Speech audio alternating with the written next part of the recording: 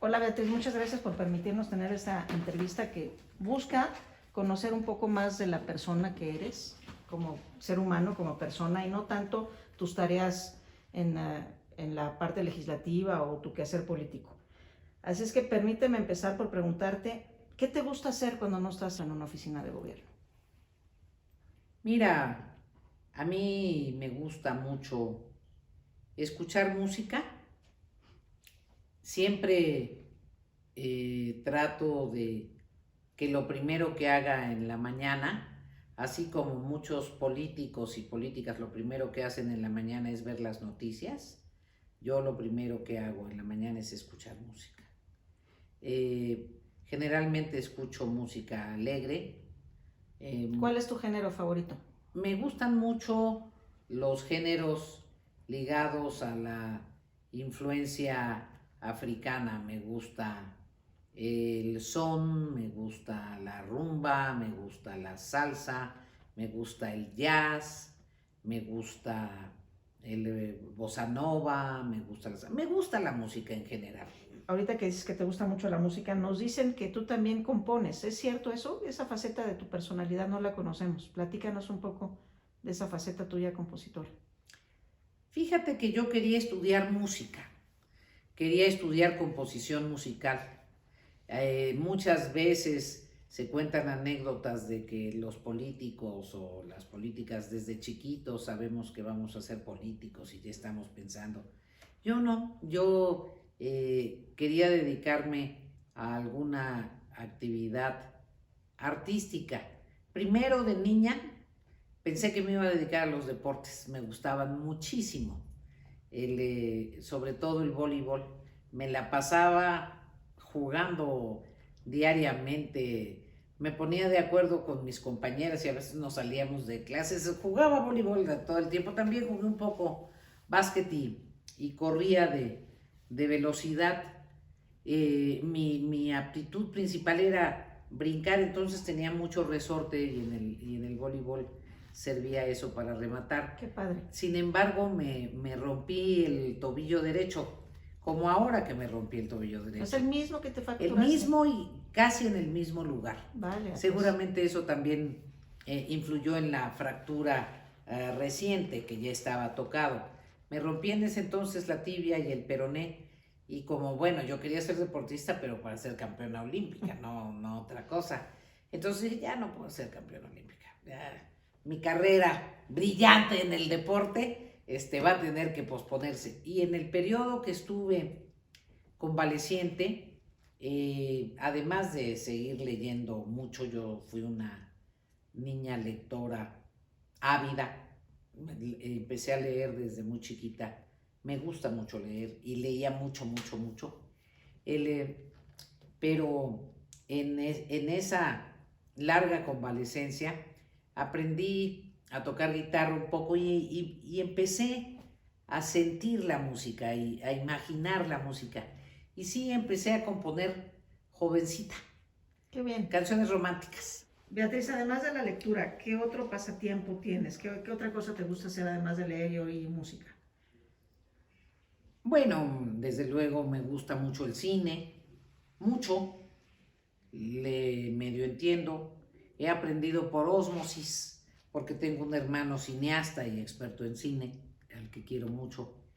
Me gustan los juegos de mesa y ¿Cuál de los juegos? me gusta mucho el ajedrez. ¿Y eres Fíjate, buena para el ajedrez? fui buena, fui Pues hay que pude, ponerse a jugar otra vez porque México pude. necesitará una buena estrategia. Fíjate que tuve oportunidad de aprender a ajedrez muy chiquita. Entonces, el ajedrez me ha sido muy útil en la vida, no solo como pasatiempo, sino como una disciplina. Es un juego que te ordena la cabeza, es un juego que te enseña a tener una visión de 360 grados, es un juego que te forma la paciencia, te vuelve paciente. Tienes que mirar 5 jugadas para adelante o más. Y hay otra cosa muy importante del ajedrez. Te enseña que cada pieza tiene un papel que jugar. que por menor que parezca el peoncito o el alfil, hay un momento en que ese peón es exacto y necesario para dar el jaque mate o es vital para tu defensa. La verdad es que a mí el ajedrez me encanta, jugué buen tiempo, sobre todo de niña, de adolescente, de joven, era buena entonces, pero el ajedrez hay que seguirlo jugando. Quizá lo trasladé a otras actividades de la vida, pero me formó muchísimo. Es un juego que yo recomiendo que los niños y los adolescentes aprendan. Oye, y nos decías también que te gusta también viajar, sé que te gusta ir, conocer lugares nuevos. ¿Qué es lo que buscas cuando viajes, cuando escoges un lugar para viajar? Soy una viajera empedernida. El, eh, Además, como he tenido la oportunidad de ser diplomática, de vivir en otros países, a mí me gusta conocer el mundo. Y si hubiera podido, ya verás que de niña quería yo ser todo. También me hubiera gustado ser astronauta. Bueno, tenemos una mexicana ahorita que ha sido la primera mujer mexicana en viajar al espacio. Estoy muy orgullosa Sí. de ella, soy su admiradora. Fui una lectora muy dedicada de ciencia ficción cuando estudiaba yo la secundaria. Entonces me gusta imaginar universos y si puedo conocerlos mejor. Me gustan los lugares distintos a lo que conozco cotidianamente. Me gusta descubrir el mundo, descubrir otros mundos, descubrir otros universos. En México, ¿cuál es tu lugar favorito? Fuera Bueno, de la Ciudad desde de luego el México, mar. donde vives, y fuera Desde de luego el mar. Tlaxcala. Desde luego el mar y después el mar. Soy una apasionada, fascinada, enamorada, obsesiva con el mar. El mar, me gusta mucho el mar Caribe, me gusta el calor, me gusta mucho Veracruz, los distintos sitios del Pacífico. Todo México es extraordinario. Claro que Es lo es. extraordinario y en cada lugar puedes descubrir culturas distintas, comidas Sin duda. diferentes. Me Por gusta eso mucho la éramos- península de Yucatán. Por eso éramos el 8º destino mundial. Ya desafortunadamente no lo somos más, pero lo fuimos. Y del mundo, ¿cuál es la región del mundo que más te gusta? ¿A dónde te gusta viajar cuando sales del país? Bueno, pues desde luego Brasil es un país que me fascina, toda su geografía diversa, tan extensa, donde puedes descubrir muchísimas cosas. En Brasil me gusta mucho Salvador de Bahía y Río de Janeiro. Me gusta Europa, particularmente Italia. Creo que los italianos, heredando de los griegos, Tienen una riqueza. tienen un sentido de la de la belleza, estética. de la estética extraordinaria. Me Sin gusta duda. Grecia y me gusta el sudeste asiático. Me gusta el mundo, me gusta el mundo. Oye, a ver, platícanos. Y de tus amistades, ¿cómo pasas el tiempo con tus amigos? ¿Cómo te gusta pasar el tiempo con tus amigas, con tus amigos? ¿Qué Mira, hacen cuando se reúnen? Mira, yo Echan una copa, sacas la guitarra, cantan. ¿Qué hacen? ¿Qué te gusta hacer cuando te reúnes con tus amigos? tengo distintos tipos de amigos y distintos tipos de amigas. Yo pienso que la amistad es la forma perfecta del amor. Es una identidad inesperada, es compañerismo, Dicen que es la familia que uno elige. es solidaridad, es la capacidad de reconocer en el otro y respetar en el otro las mejores cualidades o sus defectos y quererlo o quererla con sus defectos. Valoro enormemente la amistad. Me parece que es uno de los aspectos de los espacios más ricos que puede tener una persona que tiene el género humano. Y tengo muchas maneras de acompañar a mis amigos y de ser acompañada por mis amigos.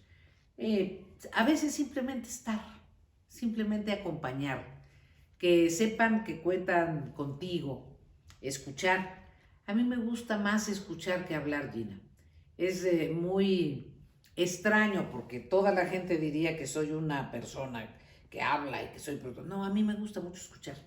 Me gusta escuchar y ver. Me gusta observar. Lo que realmente me importa en mi paso por la tierra es comprender. Me interesa comprender. Me interesa entender las razones de los otros. Me interesa entender el movimiento de las cosas. Me interesa comprender. Soy, digamos, alguien que quiere descubrir y comprender. Y a partir de ello, mis posibilidades de encuentro, de conversación, de diálogo, son muchas. Y desde esa perspectiva de la búsqueda de la comprensión, ¿cómo ves a la juventud de hoy en día, a estos jóvenes que están viviendo condiciones tan difíciles, con un mundo y una sociedad tan competitiva que quizás muchos de nosotros adultos no tuvimos que enfrentar? ¿Cómo ves a los jóvenes hoy? Mira, en primer lugar te diría que yo siempre apuesto por los jóvenes, siempre. He tenido el privilegio de muchos años estar cerca de jóvenes porque di clases bastante tiempo en la preparatoria, que es exactamente donde están. ¿De qué dabas clases, Beatriz? De introducción a la sociología en la prepa, y también di ya en un nivel más alto de problemas agrarios de México. Y siempre me he llevado bien con los jóvenes. Me acuerdo que cuando era adolescente, que casi niña, más bien quinto de primaria, primero, segundo, tenía un equipito de chamaquitos, niños a los que entrenaba. Era de fútbol, porque siempre me ha gustado mucho el fútbol. Soy una futbolera. ¿A qué equipo le vas? Empedernida. A los Pumas. ¿Y qué? A los Pumas. Soy Puma. Y también le voy en España al Barça, y también le voy en Brasil al Corinthians. Entonces, me gusta el fútbol, le medio entiendo. Y siempre trabajé con jóvenes. Empecé a participar en una organización juvenil. He reflexionado mucho sobre el mundo de los jóvenes, el liderazgo juvenil y el recambio del mundo de los jóvenes. ¿Cuáles son los elementos en donde me parece que es muy importante sepamos ser solidarios con los jóvenes de esta etapa? Primero, respetarlos, reconocer su identidad, reconocer que son sujetos, oírlos, escucharlos, pero respetándolos. El segundo, me parece que es una etapa en donde las adicciones te rodean. La posibilidad de que te vuelvas adicto a cualquier cosa que te enerve es muy alta. Entonces me parece que los jóvenes necesitan tener información suficiente para que ellos tomen sus decisiones, para que ellos sepan a qué riesgos, a qué posibilidades y a qué abismos se pueden asomar. Me parece que el cambio tecnológico, y estoy muy enterada, muy involucrada en esto, porque tanto en la Cámara de Diputados, hace años fui presidente de la Comisión de Ciencia y Tecnología, como ahora en el Senado fui presidente de la Comisión de Ciencia y Tecnología. Entonces siempre procuro estar cerca de los temas de punta, de los temas de vanguardia en la ciencia. Y creo que la revolución tecnológica es la revolución más importante que ha existido en el mundo en el final del siglo XX y en inicios del siglo XXI. Y que esta revolución tecnológica, al transformar tan profundamente el acceso a la información y al generar un espacio de realidad virtual en donde los jóvenes pueden conocer de todo, imaginarse todo, soñar con ser todo, los hace pensar que tienen al alcance de la mano prácticamente todo. Y cuando se enfrentan a la realidad, el nivel de frustración es muy alto, claro, me parece. Y creo que tenemos que encontrar alternativas juntos, con los jóvenes. Hay que construir para que de ese universo infinito al que tienen acceso por la información tecnológica, puedan encontrar espacios reales en su mundo cotidiano y en su vida cotidiana. Nos decías que eres una lectora y fuiste una joven, una niña lectora muy ávida. ¿Cuál es tu libro favorito? ¿Qué te gusta leer más? ¿Qué disfrutas leer? La novela, disfruto leer más narrativa. Soy una adicta a 100 años de soledad de Gabriel García Márquez. No soy una lectora de 100 años, soy una adicta, adoradora de Gabriel García Márquez y de 100 años de soledad. Debo decirte que yo he leído 100 años de soledad 17 veces. No, bueno. Entonces ya verás que me gusta el libro. ¿Por qué te gusta tanto? ¿Qué encuentras en ese libro? Me parece que 100 años de soledad tiene una profunda comprensión de la naturaleza humana.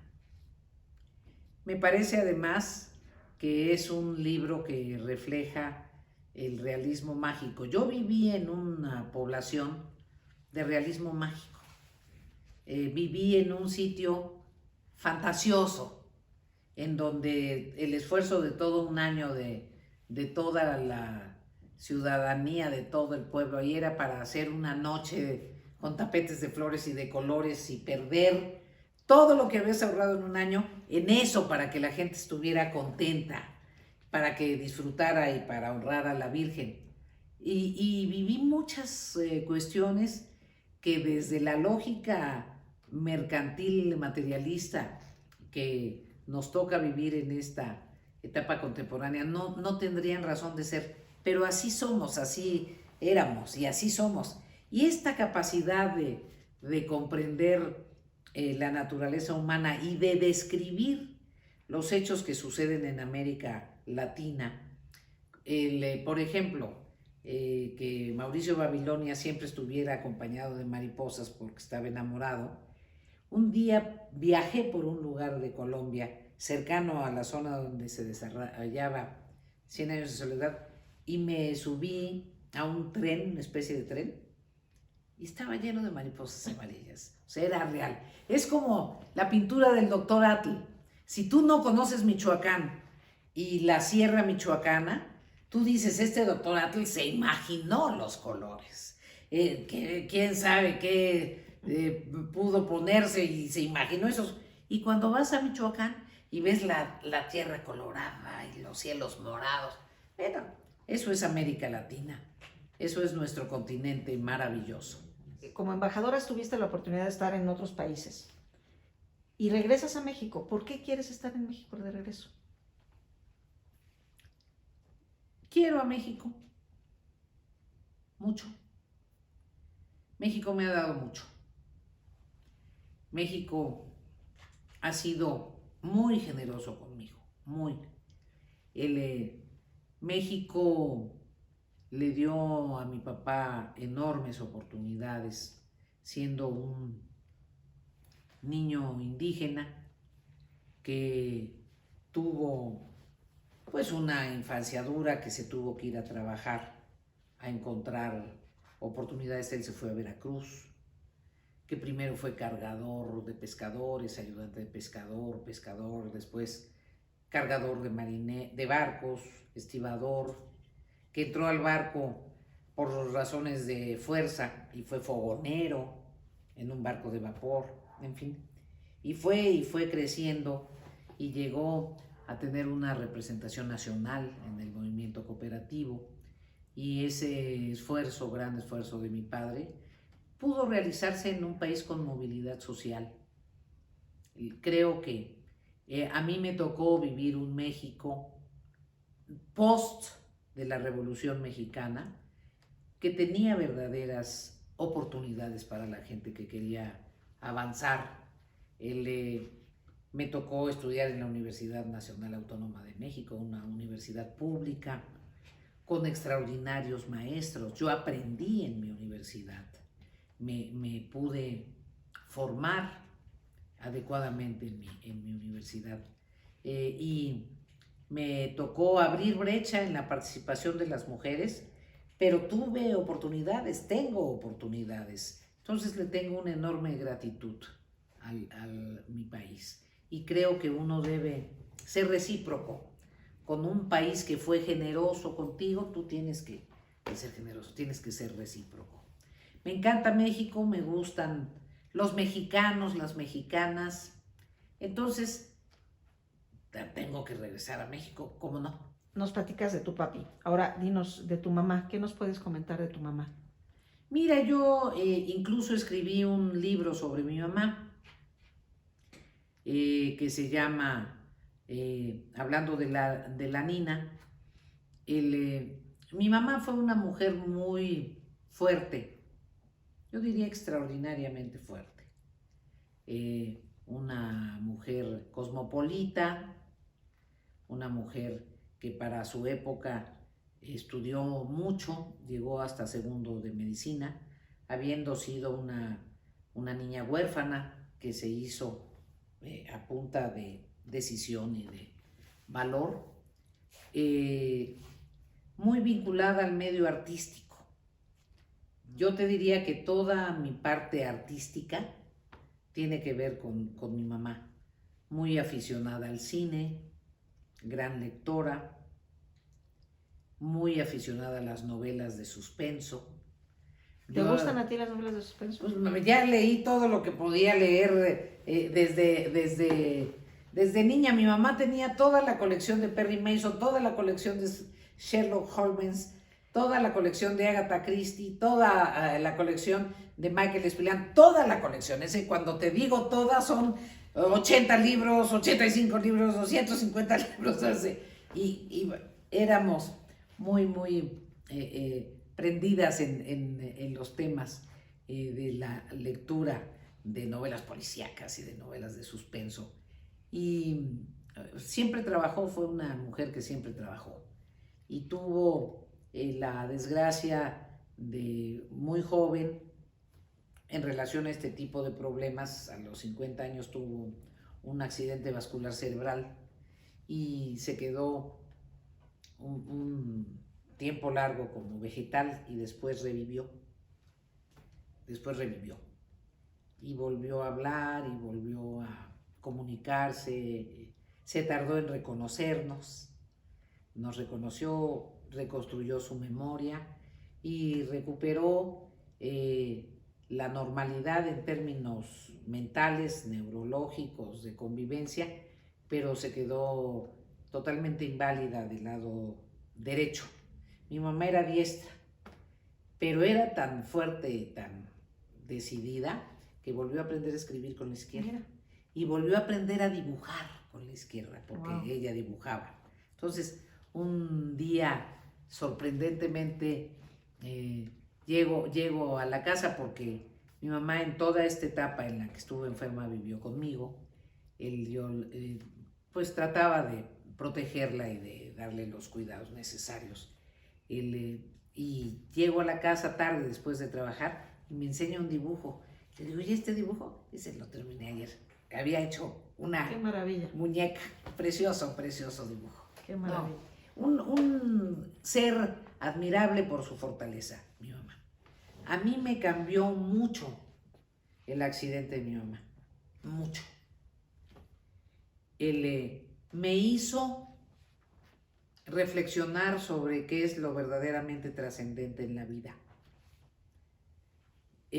Yo nunca tuve la tendencia de que me interesaran las cosas superfluas o frívolas, pero si lo hubiera tenido, o los rasgos que tenía a ese respecto, porque no pienso que nadie se escape, se me quitaron con el accidente de mi mamá. La verdad es que a mí el accidente de mi mamá me volvió mucho más cuidadosa de las pequeñas cosas de la vida. Me enseñó el valor de las pequeñas cosas. Siempre por mis características, por haberme formado con la literatura, yo tenía una visión grandilocuente del mundo y de la historia. mi relación principal no ha sido solo con el presente, sino con la historia, con la perspectiva histórica. Desde muy joven, porque soy una persona básicamente educada por los libros y por los maestros. Entonces, mi contacto con el hecho de que es de sobrevivencia esencial y no es una figura, poder mover la mano 30 centímetros para poder autoalimentarte, no sabes cómo me cambió la vida. Claro. Y a ver, en ese sentido, ¿qué es lo que más aprecias de la vida, de los momentos? Todo, por ejemplo, bañarme con agua caliente. Eso es riquísimo, tener una buena regadera que salga bien y que haya agua suficiente y calientita. Todo, todo. El sol, el amanecer, la luna llena. La vida. ¿Qué es lo que aprecio de la vida? La vida. Vivir en Cuba también me enseñó mucho. Las personas nos vamos sobrecargando en el curso de nuestra existencia de muchas supuestas necesidades inútiles. Y como nos toca vivir en esta etapa de consumismo desenfrenado, nos da por adquirir cosas que no tienen el menor sentido. Y la vida es más simple, es más sencilla. Y tiene que ver con apreciar con los grandes regalos que te da la naturaleza. Ver el sol es extraordinario. Encontrarte con el mar. Y particularmente algo que es un regalo que me dio la vida y el destino, es que tengo emoción estética. A mí el arte me conmueve. Me emociona ver una pintura extraordinaria, me puedo poner a llorar. Entonces tengo el privilegio, es extraordinaria suerte de tener emoción estética. De todo esto de la vida cotidiana, Beatriz, la gastronomía mexicana es una de las mejores del mundo. ¿Te gusta la cocina? ¿Cocinas? ¿Cómo? El problema es que ¿cómo tú? Déjate tú que cocine. Mire, le entiendo a la cocina, hago cosas elementales. Cuando viví de niña con mi papá, a mí me tocaba cocinar. A veces le tocaba a él, muchas veces. Aprendí con mi papá que los hombres y las mujeres éramos iguales. Eso se lo agradezco mucho. Nunca tuve una sensación de inferioridad gracias a mi papá. Entonces hago cosas elementales, pero me gusta comer. Y me gusta, pienso que le puedes poner para que sea más sabroso tal cosa, que debe ser de tal manera, cómo la debes poner al vapor y no para acá. Y conozco de la gastronomía mexicana. ¿Cuál es tu platillo favorito de la gastronomía mexicana? El mole, me gusta mucho el mole.